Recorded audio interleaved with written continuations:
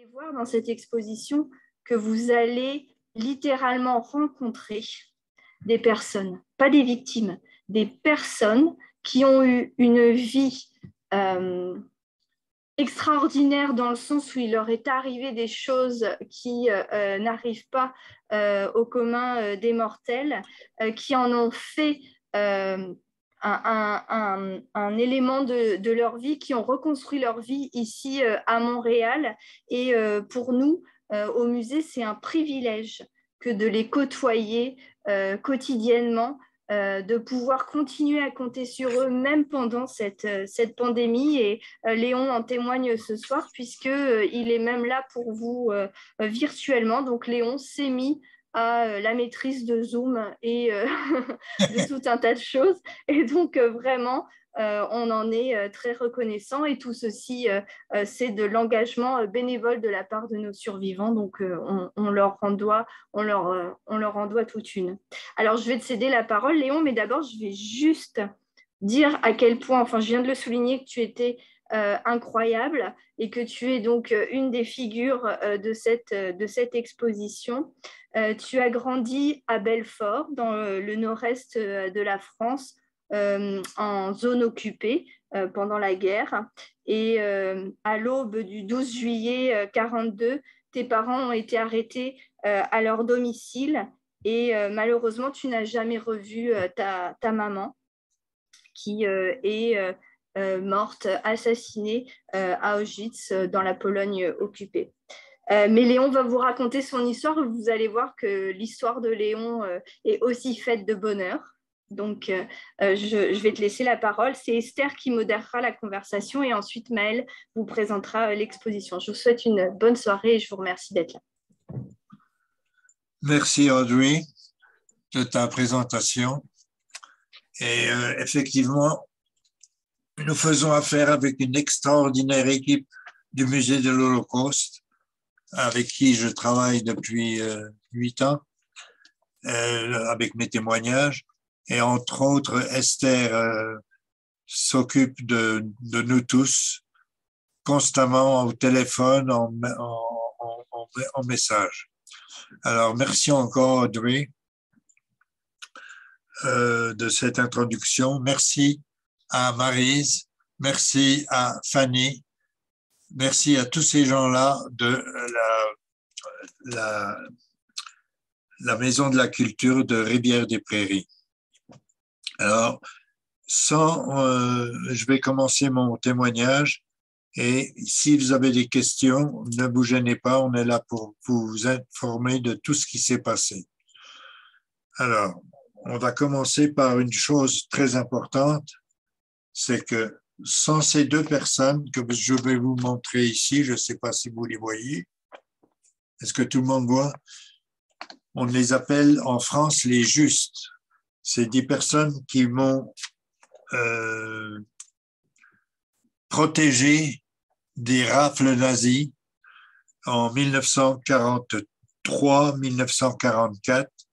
Et je ne serais pas en train de vous parler aujourd'hui si ces personnes-là n'étaient pas là pour ma survie. À la photo de gauche, vous voyez mon oncle avec le chapeau et mon père, le petit bonhomme là. Ça, c'est après la guerre, bien sûr. Mais je dois mon témoignage et ma survie à René Beaumont et Marie Beaumont, que j'appelais, je les appelle toujours mon grand-père et ma grand-mère, parce qu'ils ont été comme des parents pour moi. Alors, on continue dans ce témoignage. Je vais vous montrer des photos de mon grand-père et ma grand-mère paternelle. Voilà, ça c'est mon grand-père et ma grand-mère maternelle qui sont nés en Pologne, que je n'ai jamais connus, qui ont été exécutés par les nazis. Et tout ce que je peux dire, c'est de raconter leur histoire à des élèves que nous recevons au musée de l'Holocauste. Malheureusement, à cause de la COVID-19, on peut absolument pas faire autrement. Mais enfin, il faut que je témoigne quand même de leur existence, malgré ils sont plus là, mais je pense toujours à eux. Ensuite, vous avez mes grands-parents maternels, c'est-à-dire, voilà, vous avez mon grand-père et ma grand-mère, et vous avez les 5 filles qui étaient mes tantes, et vous avez ma mère qui est allongée avec la robe à petits pois en avant. Ça, c'est mes tantes, mais j'en ai connu aucune parce qu'elles sont toutes mortes également dans les camps d'extermination des nazis, que ce soit à Auschwitz ou à Treblinka. Je ne les ai pas connues non plus. Alors, on continue dans les photos. Alors, vous savez, alors voilà, ma mère, elle est à gauche, elle était de profession couturière et mon père était commerçant et ils se sont connus dans la région de Belfort et ils se sont mariés en 1932.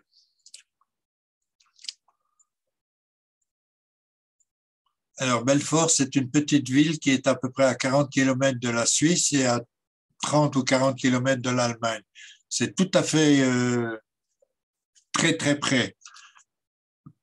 Alors, lorsque les nazis, lorsque la guerre s'est déclarée, évidemment, on a été touchés les premiers, puisqu'on était frontaliers avec l'Allemagne. Alors ici, mon père, que vous voyez en uniforme, a joint la Légion étrangère en France pour défendre la France, pour défendre contre l'invasion des nazis. Vous voyez ici mes 2 sœurs, Renée et Arlette. Moi, j'étais pas né encore. Enfin, j'étais incessamment né parce que ma mère était enceinte et je suis né en 1940, n'est-ce pas? Alors, je suis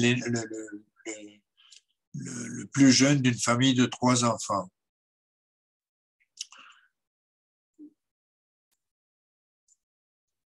Voilà, ici, je vois que les Juifs étrangers ont défendu la France. La Légion étrangère dans laquelle le père de Léon s'est engagé, et il était engagé pour combattre les Allemands, non seulement lui, mais il y avait des oncles, des tantes, il y avait toutes sortes de gens qui combattaient dans l'armée française pour la survie de la France. Ça n'a pas marché parce qu'en 1940, il y a eu l'armistice signé par le maréchal Pétain qui avait donné, qui arrêtait de faire la guerre avec les Allemands parce qu'ils n'avaient pas l'équipement nécessaire, ils n'avaient pas les soldats nécessaires et voilà ce qui s'est passé en 1940. Alors, vous avez cette maison ici, c'est ma maison, enfin, c'est notre appartement. On habitait au 3e étage et vous voyez ma mère chapeautée avec les 3 enfants, mes 2 sœurs et le petit poupon qui était Léon. Voilà. Ensuite, vous voyez ma mère avec ma mère qui me tient dans ses bras. Et en arrière, vous avez 2 soldats allemands sur la place à Belfort. 2 soldats allemands qui occupaient déjà la ville de Belfort. Ça, c'était en 1940. Et moi, je suis né en 1940. Alors, j'avais peut-être dans les bras de ma mère, j'avais peut-être, je sais pas moi, j'ai aucune idée, mais peut-être 6 mois ou même pas. Ensuite. Alors, ce qui se passe, c'est que ma mère était d'origine polonaise. Elle s'appelait Fajga, et en français, on l'appelle Fanny. Et le lieu de résidence était Gostynin en Pologne et sa profession était couturière. Et elle était mariée avec 3 enfants. Et elle était également enceinte. Alors, cette fiche, c'est la fiche de la gendarmerie de Belfort qui était remise aux Allemands pour la déportation de la famille. Parce en réalité, la famille devait être déportée au complet, c'est-à-dire mon père, ma mère et les 3 enfants. Un jour, ils sont venus chez nous à la maison à 6 heures du matin pour nous arrêter. Or, mon père, qui était très ami avec le commissaire de police de la ville de Belfort, qui était un de ses clients, il a dit aux deux policiers de la police de Vichy, il leur a dit, écoutez, moi je connais très bien le commissaire, il doit y avoir une erreur. Mais c'était pas une erreur, c'était réel. Ils étaient là pour nous arrêter et pour nous exterminer dans les camps de concentration. Mon père a réussi à se dégager de cette obligation et il a dit, je reviendrai plus tard pour chercher mes enfants et ma femme. Mais malheureusement, sa femme n'est pas restée, ma maman n'est pas restée non plus. Elle a été emmenée par les 2 policiers de la police de Vichy. Et elle a été déportée dans le... Vous avez un livre comme ceci qui est disponible à la bibliothèque au musée de l'Holocauste. Et il y a beaucoup de personnes qui sont dans ce livre. Et ah là là là là, quand je vois tout ça, moi ça me... Bon, alors je vais continuer mon histoire. Alors, ma mère a été déportée par le convoi numéro 6 en date du 17 juillet 42. Par contre, elle a été arrêtée le 12 juillet 42. Elle a été envoyée dans le camp de Pithiviers, ensuite dans la région d'Orléans, et ensuite elle a été emmenée dans le camp de Drancy, et de Drancy, ils sont partis pour Auschwitz en Allemagne. Alors imaginez ma mère qui était enceinte de 3-4 mois, elle a voyagé pendant 3 jours dans un wagon de bestiaux pour se rendre en Allemagne, pour soi-disant aller travailler. C'était pas ça, c'était pour être exécuté. Alors de ce convoi, il y a eu 809 hommes et 119 femmes, 928 personnes déportées. Alors arrivé à Auschwitz, le 19 juillet, les 809 ont reçu des matricules, les femmes également. Et il y aurait eu en 1945, à la libération, il y aurait eu seulement 18 survivants de ce convoi, sur 800 personnes. Alors, évidemment, c'est difficile pour moi de vous rappeler tous ces détails, mais il faut que je vous le dise parce que ça fait partie de la mémoire. Alors, mon oncle que vous aviez vu avant, je vais revenir à mon père qui est revenu nous chercher dans notre maison.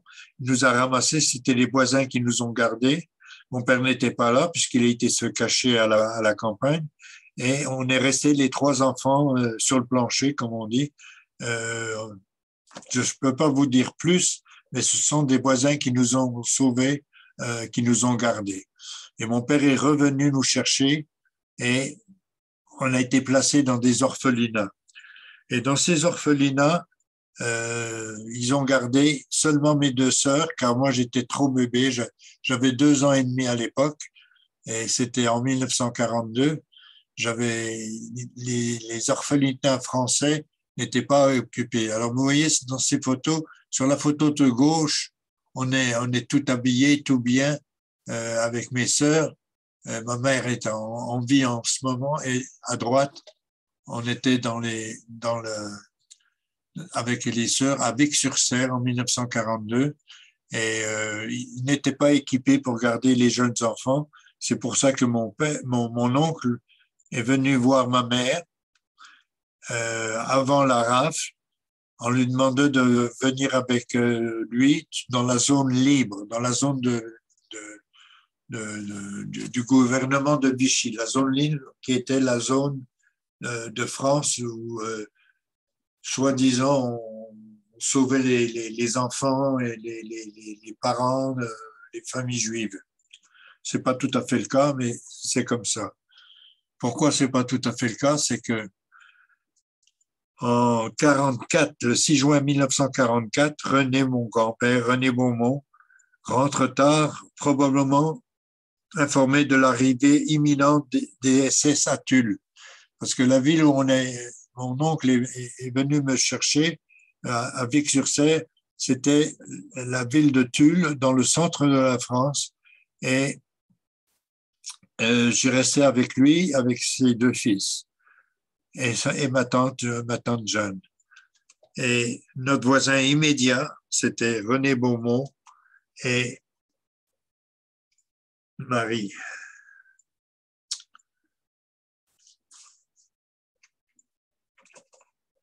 J'allais tous les dimanches avec eux à la messe. Je me sentais catholique. Je ne savais pas que j'étais lui. Et j'ai reconnu ma véritable religion seulement après la guerre. Mais pour en revenir à mon séjour à Tulle, j'ai eu deux choses. C'est marrant parce que, vous savez, en étant enfant, on se rappelle de certaines choses et certaines choses, on ne se rappelle pas. Mais il y a deux choses que je me rappelle exactement qu'est-ce qui s'est passé. C'est lorsque j'étais à Tulle, il y avait les Allemands, le 6 juin 1944, qui venaient faire des rafles pour ramasser, parce qu'il y avait eu une nouvelle loi de Hitler qui disait on va ramasser tous les Juifs d'Europe. Ils voulaient liquider tous les Juifs du monde. C'était pas seulement en France. Moi, je vous rappelle mon histoire de France, mais il y en avait en Italie, il y en avait en Roumanie, il y en avait en Hongrie, il y en avait en Tchécoslovaquie, il y en avait partout, tout. Alors, le 6 juin 1944, les SS ont décidé d'aller à Tulle pour faire une rave des Juifs qui étaient là-bas. Or, je me souviens très bien. Très bien. C'est resté gravé dans ma mémoire. Je jouais au ballon, vous savez, contre le mur, et ma tante m'a dit, chut, il y a les Allemands qui sont en train de ramasser tous les Juifs. Et effectivement, je me suis mis sur un petit banc et je me suis approché d'une petite fenêtre qu'il y avait. Et qu'est-ce que j'ai vu? J'ai vu des agents allemands de la Gestapo ils ont arrêté la boulangère et le boulanger du coin de chez nous, et avec leurs deux enfants que je n'ai jamais revus et je n'ai jamais entendu parler de ce qui s'est passé. J'imagine qu'ils ont été déportés. Mais moi, j'étais en vie encore, car René Beaumont était maçon et il avait appris que il y avait l'arrivée imminente des SS à Tulle. Je me suis alors ce qu'il a demandé, il a demandé avec mon cousin Jeannot de faire un trou en arrière de la cheminée et il nous a enfermés, moi, ma tante, mon oncle et ses deux enfants pendant 36 heures dans ce trou. Et il a refermé. Et c'est comme ça qu'on a été sauvés finalement. C'est comme ça c'est comme, je ne serais pas aujourd'hui en train de vous dire qu'est-ce qui s'est passé parce que je me souvenais pas tout à fait de certaines choses, mais je me souviens d'avoir été enfermé dans ce trou. Je me souviens d'avoir vu les Allemands passer par la petite fenêtre. Il y a une autre chose que je me souviens, que je pourrai jamais oublier, c'est que mon cousin Jeannot allait souvent à la gymnastique à Tulle, dans une salle de gymnastique, et un jour, il m'a amené avec lui. Ma surprise, ça a été de voir quelque chose que je me souviens toute ma vie également. C'est un enfant qui était pendu avec les écoles. Vous savez, dans les choses de gymnastique, il y a des cordes pour monter, pour faire de la gymnastique. Et je me souviens avoir vu un enfant de je sais pas, 10 ans, 12 ans peut-être, pendu complètement dans cette corde. Et ça, c'est difficile, vous savez. C'est difficile de voir un enfant qui n'a rien à voir avec la politique, qui n'a rien à voir avec ce qui se passe dans notre planète, dans notre monde. Comme aujourd'hui, on voit tous les jours des enfants de 14 ans, 15 ans qu'on tire avec des balles de pistolet. Dans quel monde on vit? Dans quel monde on vit? Bon, on va continuer. Alors, en 45, lorsque mon père m'a récupéré de chez mon oncle, et il a récupéré mes deux sœurs qui étaient dans un orphelinat,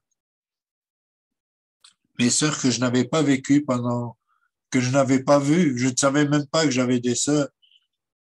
Je les ai connues en 1945.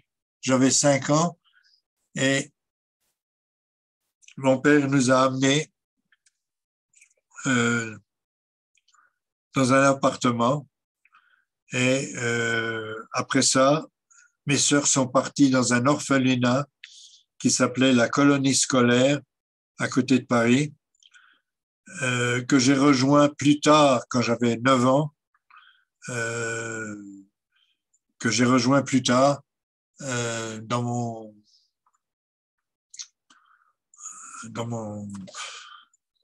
époque. À la colonie scolaire, il y avait uniquement des enfants juifs. Il y avait des enfants qui avaient pas de père, pas de mère, c'était tous des orphelins. On était à peu près une quarantaine. Et je dois vous dire que j'ai gardé encore aujourd'hui une relation avec ces gens-là. Pas plus tard que la semaine dernière, j'ai téléphoné à ma monitrice qui s'appelait Lisa. Elle avait, je pense, 20 ans à l'époque. Aujourd'hui, elle en a 92. Elle était tellement émue. J'ai dit, quand je l'ai appelée, je lui ai dit, tu sais qui est-ce qui parle? Elle me dit non. J'ai dit, je t'appelle du Canada, c'est Loulou. On m'appelait Léon, on m'appelait Loulou. C'est Loulou qui t'appelle. Alors, elle était, oh, je sais pas quoi dire. Oh, je suis tellement contente. Vous savez, une personne de 92 ans, c'est des choses que j'ai expérimentées dans ma vie et je voulais vous les raconter parce que ça fait partie de ma vie. Alors, dans cette colonie scolaire, c'est là que j'ai appris ma véritable religion, parce que c'était une organisation juive, parce que pendant les rafles des Allemands, il n'y avait pas seulement des organisations juives qui sauvaient des enfants, mais il y avait des familles catholiques, il y avait des prêtres, il y avait des qui étaient dans les couvents, il y avait toutes sortes de choses se sont passées. Et on les appelle en France les justes. Pour ceux qui ont l'occasion d'aller à Paris, allez au mémorial de la Shoah. Vous verrez toute une allée avec des murs, avec des noms qui sont inscrits. Ce sont toutes des personnes qui ont sauvé des familles juives.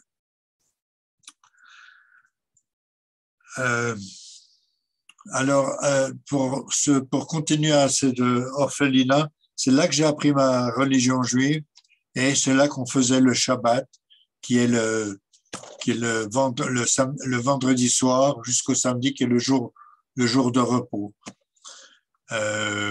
J'ai appris que j'étais juif, j'ai connu des amis, j'ai connu des personnes, ma monitrice.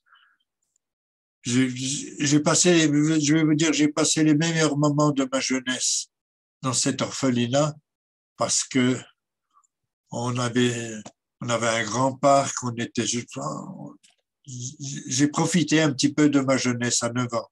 Mais avant ça, c'était pas facile. Alors, bien sûr, évidemment, c'est des choses que je me rappelle très, très bien. Et après ça, bien, mes sœurs se sont mariées et je suis resté tout seul. Mon père est revenu me chercher.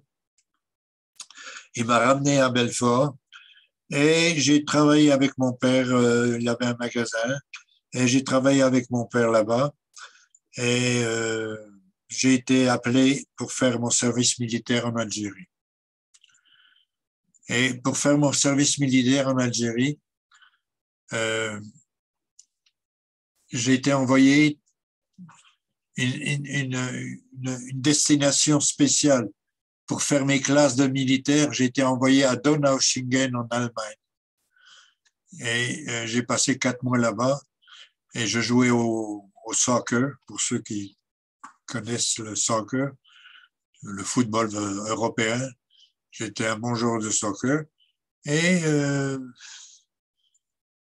j'avais un gardien de but qui faisait partie de notre équipe, mais qui était un employé de la caserne où j'étais.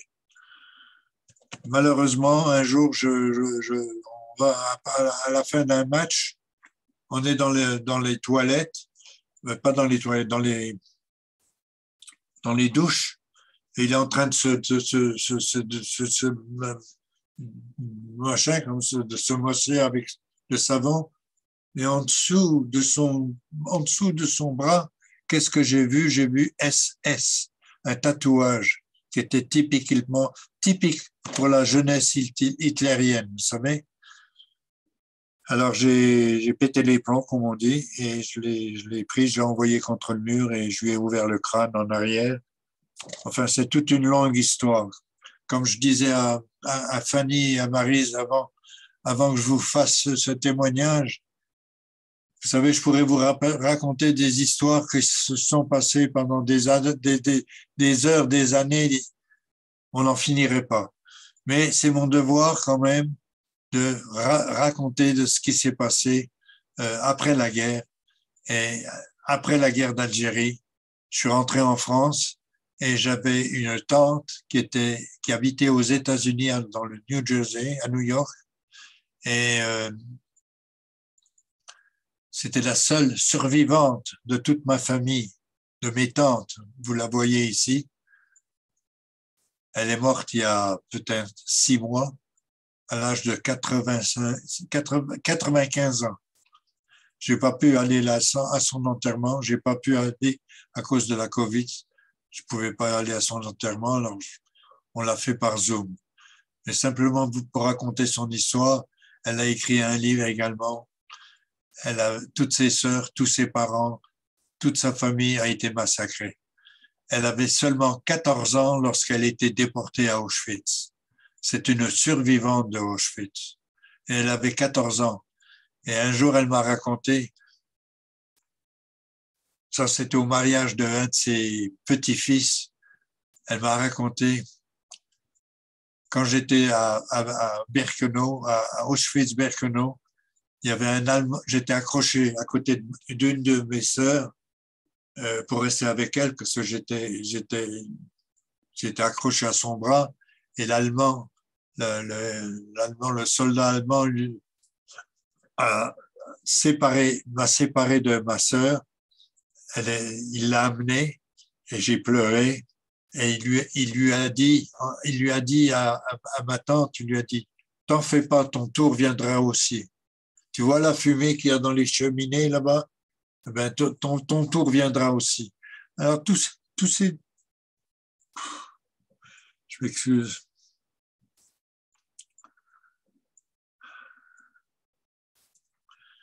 Tous ces témoignages, vous savez, c'est mon devoir pour ma famille de parler de tout ça et que les gens ne s'imaginent pas que c'est terminé, car malheureusement, on voit encore des choses qui se passent un peu partout dans le monde. Alors,